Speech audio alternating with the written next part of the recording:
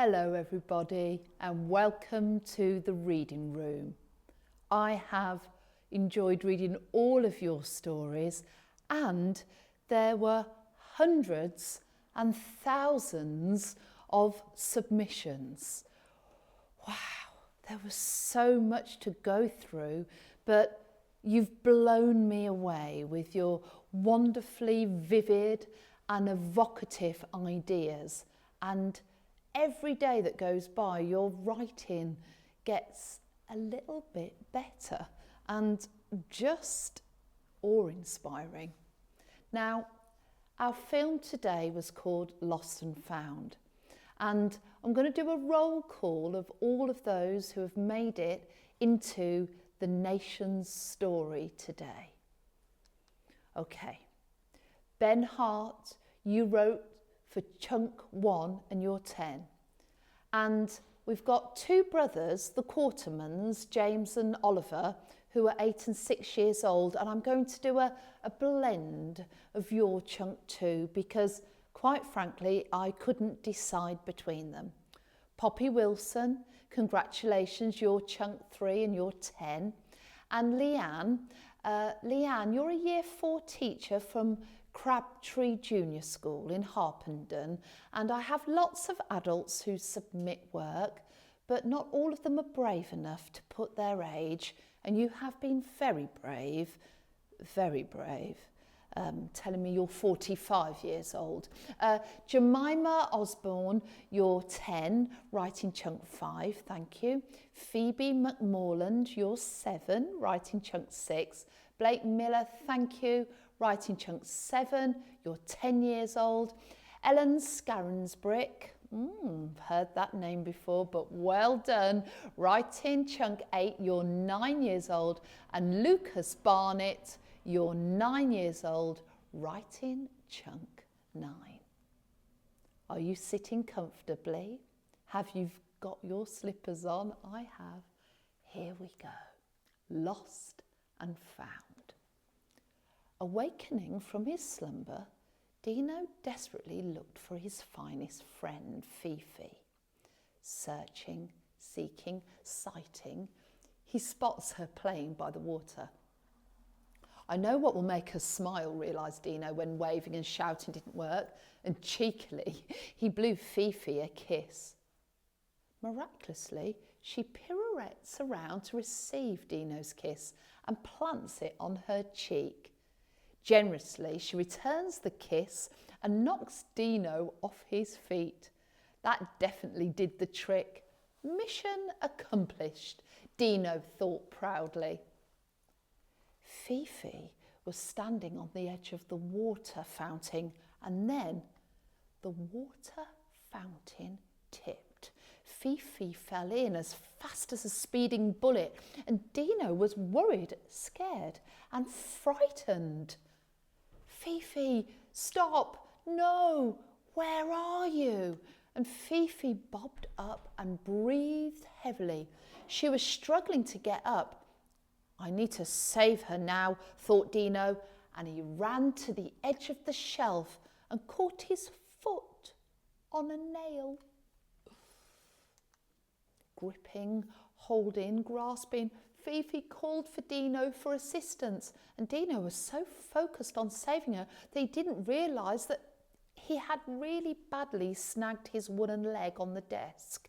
He closed his eyes and ran for the edge of the tattered piece of furniture, ricocheting between an old crate and a pencil pot. He tumbled off the edge of the desk, and as Dino hung there, immobilised, he thought, this can't end well. Within seconds, the lime green wool had unravelled, but determinedly he bit the dangling wool, but it was securely stretching over the snagged nail.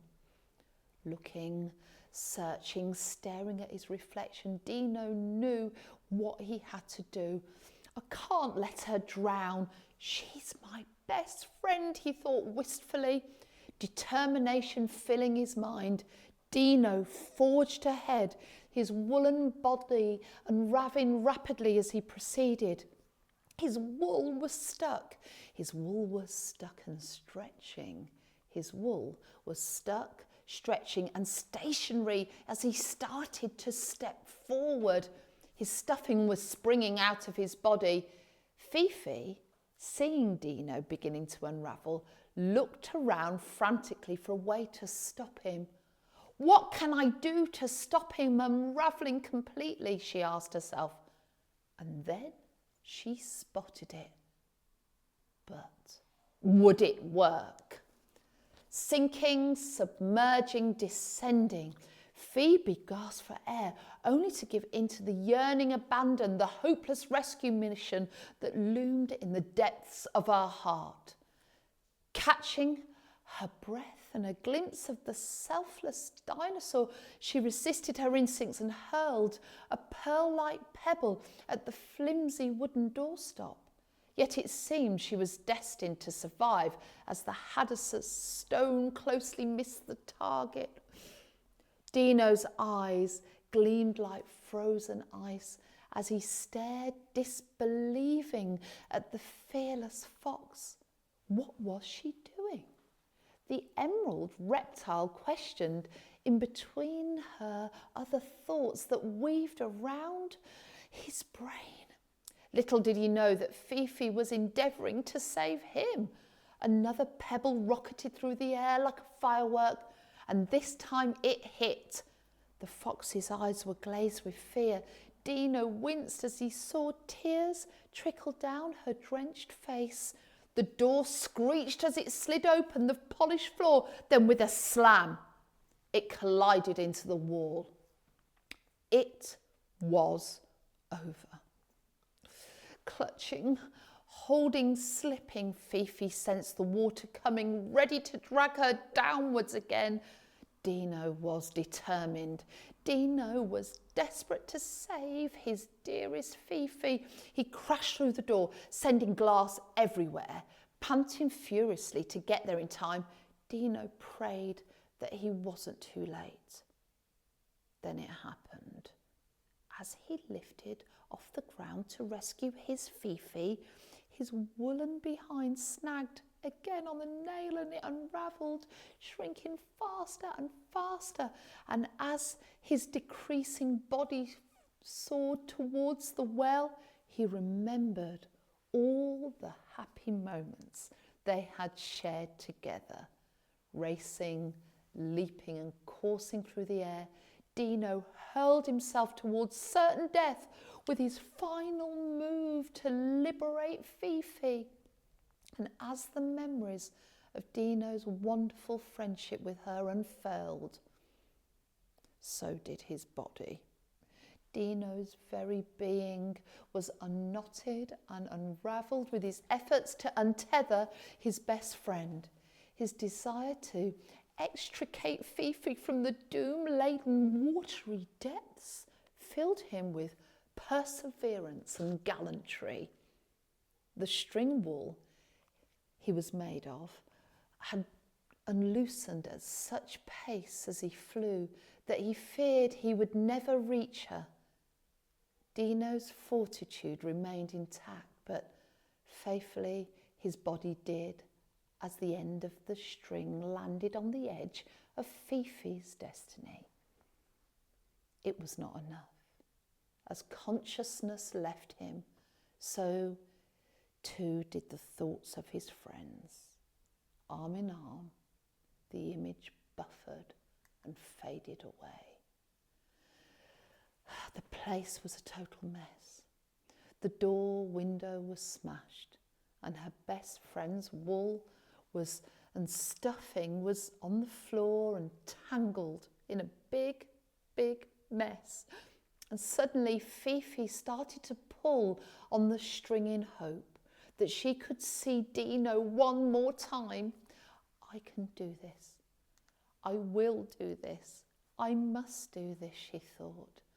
She used all her might and struggled to get up the deathly well, and the wool came out first, and then tumbling, hurting and thumping, she fell to the ground on her face.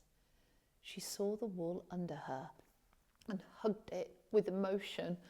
Fifi walked to the door and picked up all the wool and the wood and she broke to save her best friend.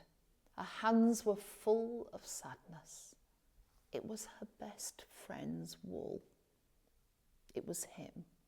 And sadly, slowly, solemnly, she walked on. Yes, Dino was in pieces besides Phoebe, but she sat there knitting. Sighing, Fifi carefully and very lovingly tried to create his body again, but each attempt failed. But she had the heart to try. And try she did, and try again, and hoping and wishing he would come back. She was forlorn, but she would do all she could, everything she could, to get her favourite friend back to her once more by her side. Well, super sentence stackers, you have surpassed yourselves. That writing was stunning. And it's not very often Mrs. C says hashtag heartburst, but hashtag heartburst. That was truly wonderful. Thank you for all your efforts. Thank you for your wonderful words. And tomorrow, I'm going to see you again at 9:45 in the Super Sentence Stacker classroom for a new film and a new piece of writing. Thank you, everybody.